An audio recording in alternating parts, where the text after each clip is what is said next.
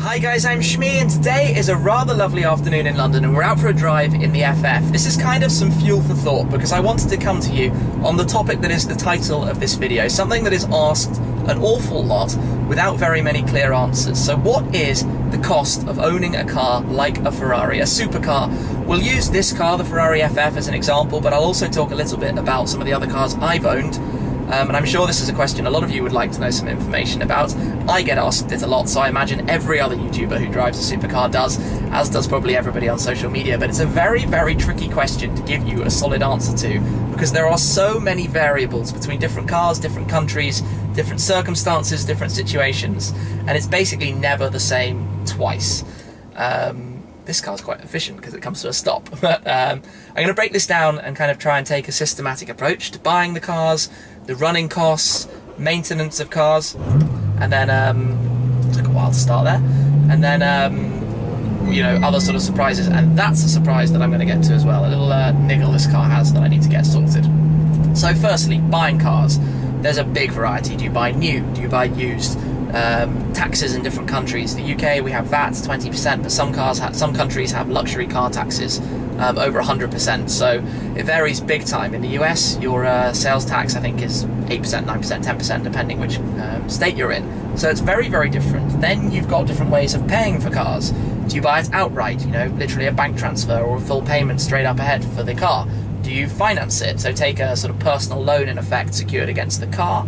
Do you lease it, where you have a fixed monthly payment, but technically you never actually own the car, and at the end of your period you give it straight back to them and it's not yours? So this car, I've said a few times, I bought it from a Ferrari dealer. I have it through Ferrari Finance, and I'll explain a little bit more about how that works, but my other 4 cars, I own them all outright. So this one, I knew it would depreciate. Let's face it, this car cost I think about £300,000 new by the time you've taken into account the specifications. So this car has something like £70,000 of options on it, which I'm sure to the first buyer was moderately painful, but it's a beautiful, beautiful spec, and that is why I bought it. It cost to me, because it was about 3.5 years old, so I didn't buy it new, bought a used car, cost me about half that, so around 150,000. Big depreciation hit. But at that price point, obviously, was where I was keen to buy it, and I've owned it for just over a year now, and I don't see it going anytime soon because I love it. So I went to Ferrari Finance, which, when you finance a car, you have a couple of different methods. The most frequent two, one is an upfront payment and paying the balance monthly until the sort of the whole loan is cleared. The second is to pay upfront in what's called a PCP. Then you have monthly payments, and then at the end of your monthly payments, you have a balloon, a final residual value, which you can either pay and clear the loan. Sorry, lots of cars here. Or if you want to keep the car, you can pay it off and keep the car for yourself.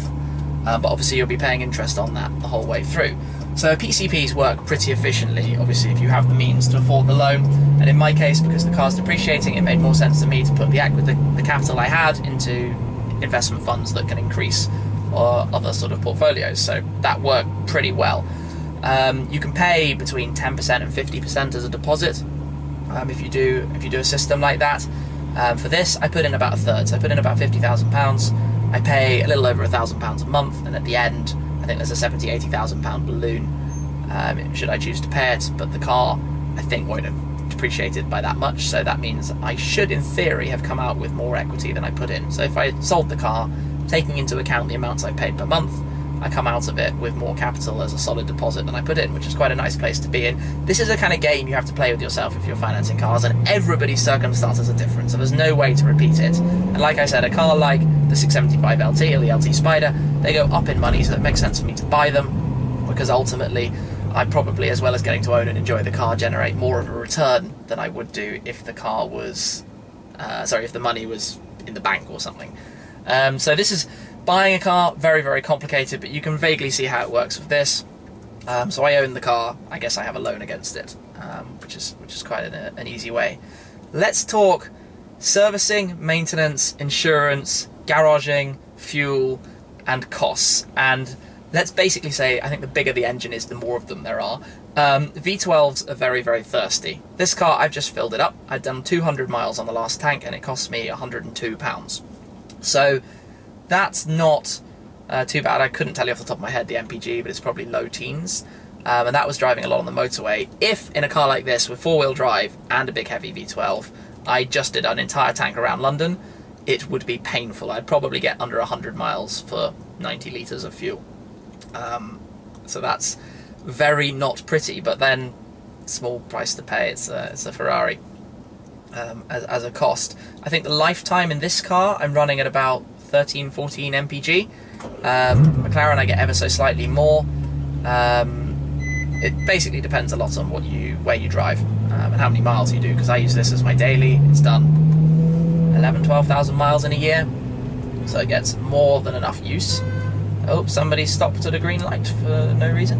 Oh well, and I've got the red light now. Typical weekend in London, drivers who don't really know what they're doing. So yeah, fuel, big cost. Now let's talk servicing and maintenance, because this is where Ferrari is very interesting, and one of the reasons why I bought a used Ferrari. They have this particularly clever thing that for cars built or delivered since 2010, you have a 7-year servicing pack.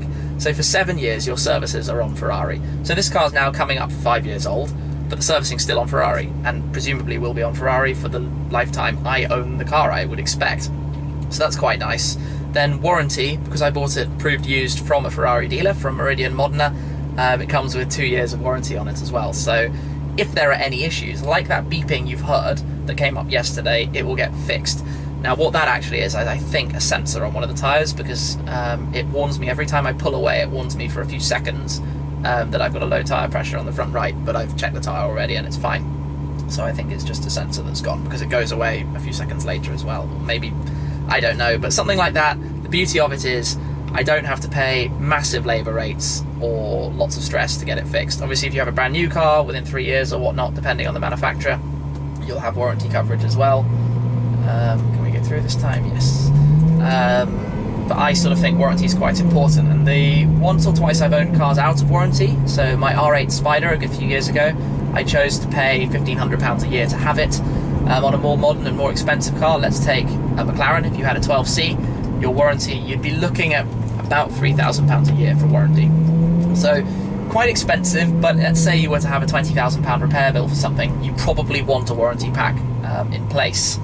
So what other costs do we have? Insurance, that's a big one. Now insurance is going to vary for everybody. There is no flat rate that explains this. You have your different ages, different number of people driving the car, different amount of miles, different place you're storing it.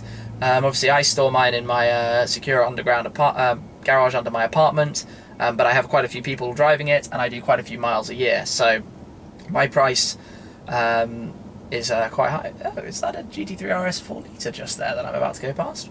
Could well be. But insurance changes for everybody. I think you're looking at the very low end for a car like this, maybe £1,000 if you're middle-aged, clean history, no convictions, no accidents. To if you're a really young person, you might be £5,000 to £10,000. Feels like the battery's getting weak there. Took a while to start, but that is a 4 litre. Very nice. Very, very nice. I think I know whose car that is as well. So insurance is a pretty big cost and a very variable cost. Obviously, I didn't actually mention that you have your finance interest rates. Interest rates on finance will again depend on your personal situation, what country you're in, the amount of money that you're loaning, all sorts of things. But if you get a really strong rate, you might be looking at 3 or 4%. If you take a really bad rate, you're probably on more like 12, 13, 14, 15%. Got some loud music from the car next to me. So it varies a lot. I'm at the lower end, of course, because I've got quite a solid history, never missed any payments, credit cards, etc., that kind of stuff. That beeping's really annoying, actually. So it happened there when I turned the car back on. So yeah, finance percentages. Then if you live in a city like I do, you've got garaging. Central London is not a cheap place to park a car. Budget a couple of £1,000 for your garage space. Servicing, with Ferrari it's free. With McLaren, I think I pay, it varies year by year depending how much they have to change, but roughly £1,500 for the major service and £1,000 for the minor service, and that's every 12 months. Most of these cars need servicing every 12 months. Porsches actually less frequently. Porsche let you get away with 2 years normally. You've got some other costs. You've also got tyres, brakes, Now, tyres, I think, on this car last me at least 10,000 miles or so. Maybe four-wheel drive, so the fronts wear out a little bit quicker. Cost about £1,000 a time to replace. Brake pads and discs, I've not had to change, so I couldn't actually tell you what they cost, but I would guess it's going to be £1,000 a time, probably every 20,000 miles or something. So if you drive a car like this a lot and do a lot of miles, it's always going to cost you more. But those aren't, I guess, massive in the grand scheme of things. You just need to keep your head, I guess, open to the fact that there are going to be costs that you can't necessarily calculate, things you can't necessarily overly plan for in advance when you do this, because it's quite an unknown world. So this is quite a few of the costs. You can see how they're going to add up quite dramatically before you even factor in depreciation of the asset. But you can kind of weigh it up. You know, if you're buying an old car, a complicated old car, there's a lot of technology, things are going to go wrong, you want a warranty, you're going to have to pay for it, so you're going to have to pay your $3,000, you're going to have to pay your insurance, maybe another $3,000 depending who you are and your circumstances, a couple of thousand for a garage space, a couple of thousand on finance interest a year. So I think realistically you're looking in this kind of car in the £20,000 a year bracket, maybe 30,000 if you factor in some depreciation. So yes, it is expensive, but it's very, very enjoyable if you use it as your daily car like I do. A car like the McLaren, which is new, no servicing, appreciating in money, in value, just because of demand and lack of supply, and very little other things by way of costs. Obviously, it doesn't cost a penny technically to own, unless the market changes, and there's always a risk of that, and it collapses in value, and then it costs a huge fortune. But deal with that when it happens. For me, it's often about, well, it's like most importantly about enjoying and driving the cars and sharing them in my videos. So another thing I didn't talk about when buying is the time of year, because this is something I've always discovered. If you buy a supercar in winter, most people are not looking to buy supercars in winter, so the market price is low. If you sell a supercar in summer, everybody wants a nice flashy car for the summer, so the price goes back up. So you can literally buy a car in December and sell it in the summer, and it will probably have made some money in the process, if it's an expensive luxury item, not something, you know, people use for practicality purposes, but a car people are buying just for fun. So you can kind of play that game a little bit, and if I rewind, I guess, my clock a little bit, I've often traded cars in the winter when the prices are lowest. So my 12C, for example, I bought it in January of one year, sold it the next winter, and that actually I did quite well out of, because the demand and interest in McLarens was going up equally to the cars getting older after the initial problems they had and reliability issues. So my 12C barely lost a penny. My 650S that I then bought when I ordered the 675 LT Coupe, I sold 7 or 8 months later in the summer, and that didn't really lose a penny either. Then the 675 LT obviously went up in value. So sometimes with these cars you can make money rather than lose them, because let's face it, even if you weren't driving in this, you'd be driving in something that you had to pay for. Even if it's a diesel BMW or Audi or something, you've still got to pay servicing, maintenance, fuel. There's still costs, so you have to look at like the difference in cost rather than the actual outright single number, just because that gives you a more meaningful result.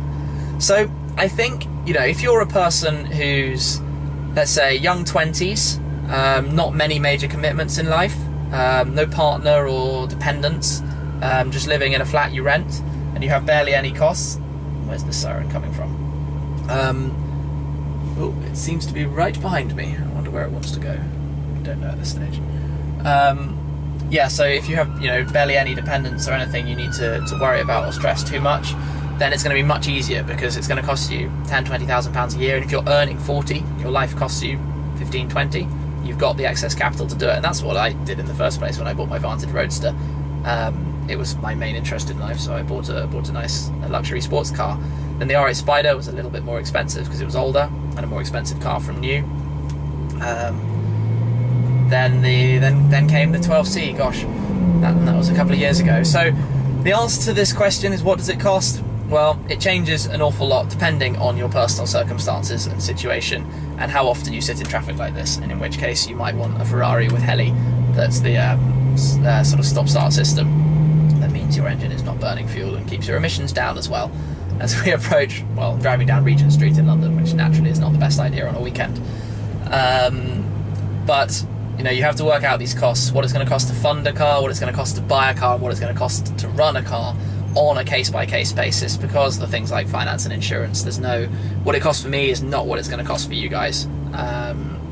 and you know, you've got to shop around and enjoy the game. I think planning and looking forward to and dreaming about a new car is half the fun of owning it. So I hope that was a little bit helpful in some way, some fuel for thought there as we cruise around in the FF, talking a little bit more about what it costs to own and run, and to insure and to keep a car like this out on the roads. But that is it for now. Let me know what else you might like to know, or things along those lines, and I'll try and come back to you with the answers in the comments down below. So thanks very much for watching, guys. That's it for now. I'll catch up with you again very soon. Cheers!